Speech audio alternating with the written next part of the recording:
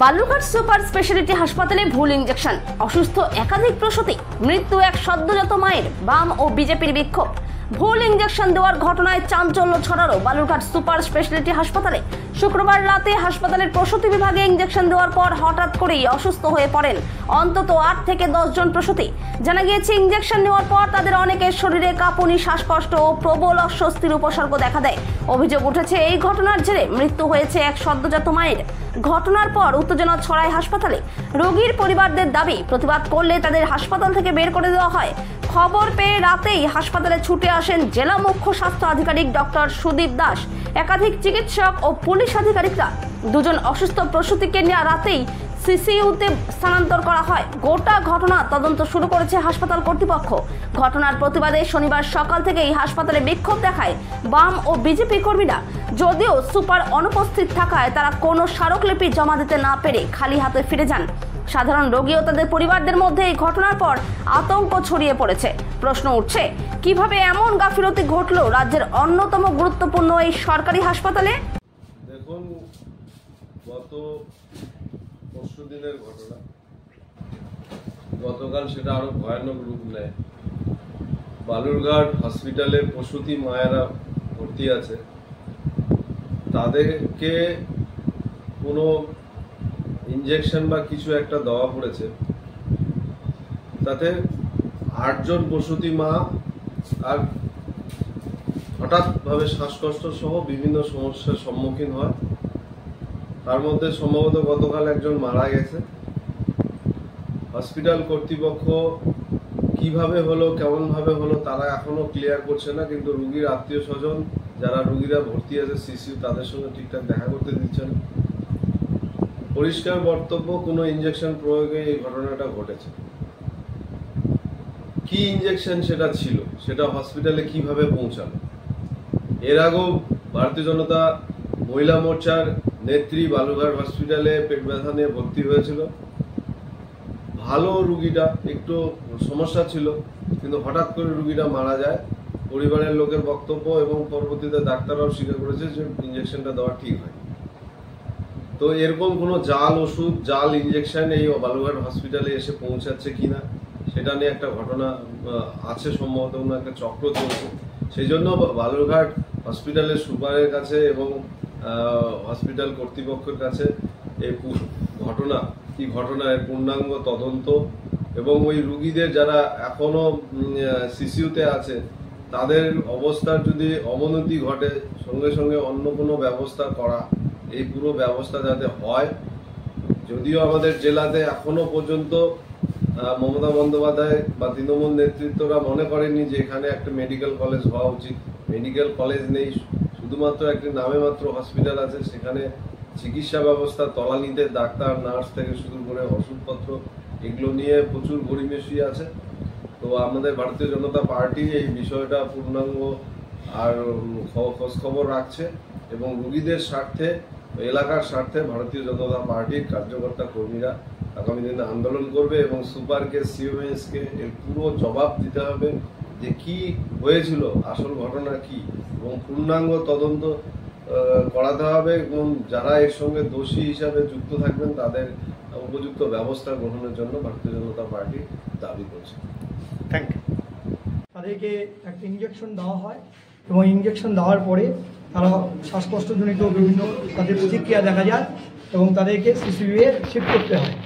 এখন বিষয়টা হয়ে গেল যেটা আমরা দেখছি আর কি, এটা তো শুধু আমাদের পুরো বালুরঘাটে আজকে আমরা প্রথম দেখছি ঠিকই, কিন্তু গোটা রাজ্যে আমরা একই জিনিস দেখে আসছি যে জাল ওষুধে গোটা রাজ্যটা ভরে গেছে। আর এই জাল ওষুধের জন্য আমাদের মতো সাধারণ মানুষ, এই যারা দরিদ্র মানুষ বা আমরা সাধারণ মানুষ যারা হসপিটালে ট্রিটমেন্ট করতে আসি, তারা বারবার করে সাফার হচ্ছে। আজকে এই মহিলাগুলোর কী অবস্থা হতে পারে, কি হতে পারে?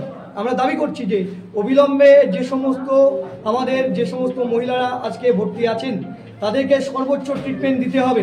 এই বিষয়ে কোনো অজুহাত আমরা মানব না, প্রথম কথা।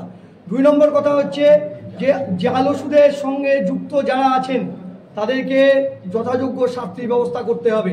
আমাদের এখানে যিনি স্বাস্থ্যমন্ত্রী আছেন তিনি সবটা জানেন। এতবার করে এই ঘটনাগুলো ঘটছে একের পর এক হসপিটালগুলোতে, তার কোনো প্রতিক্রিয়া দেখছি না। আমরা বলছি স্বাস্থ্যমন্ত্রী আমরা পদত্যাগ দাবি করছি।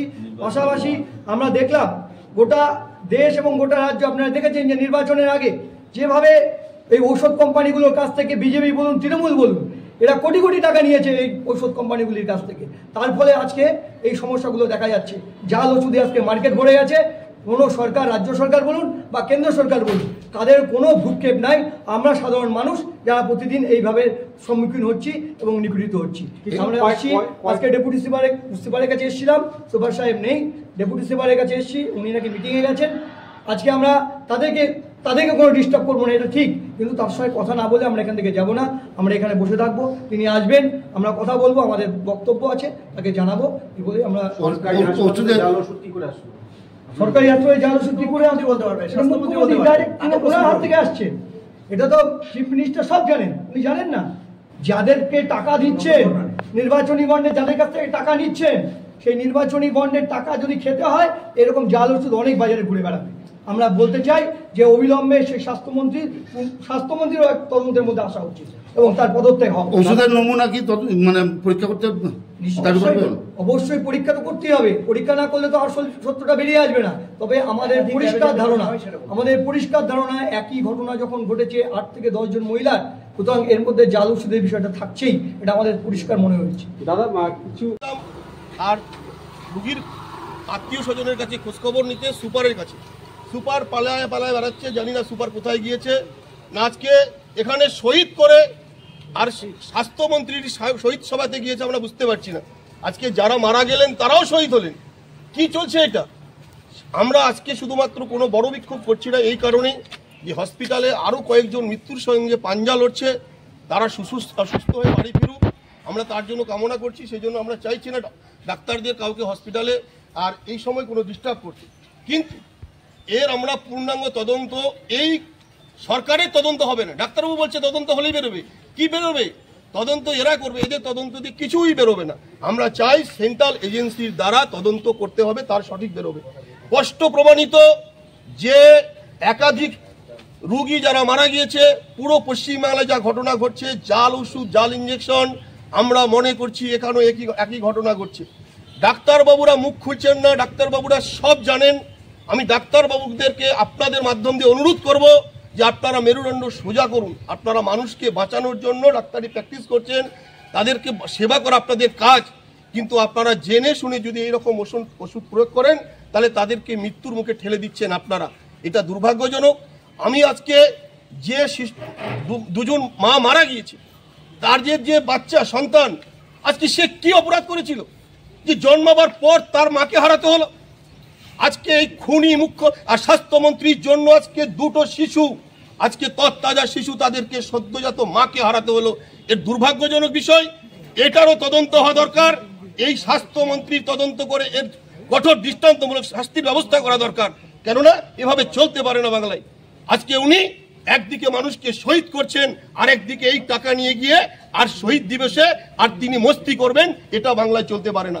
আমরা ভারতীয় জনতা পার্টি, আমাদের দায়বদ্ধতা, আমরা এর শেষ দেখে ছাড়বো। আজকে আমরা শুধুমাত্র খোঁজ খবর নিতে এসেছিলাম। আমি আবারও বলছি, এই সমস্ত পেশেন্টরা সুস্থ হয়ে বাড়ি ফিরুক, তাদের জন্য আমরা আর প্রার্থনা করি। তারা বাড়ি ফেরার পরেই আমরা এই বিষয় নিয়ে পুরোপুরি আন্দোলনে নামবো। যারা হাসপাতালে ভর্তি আছে সেই সব রোগীদের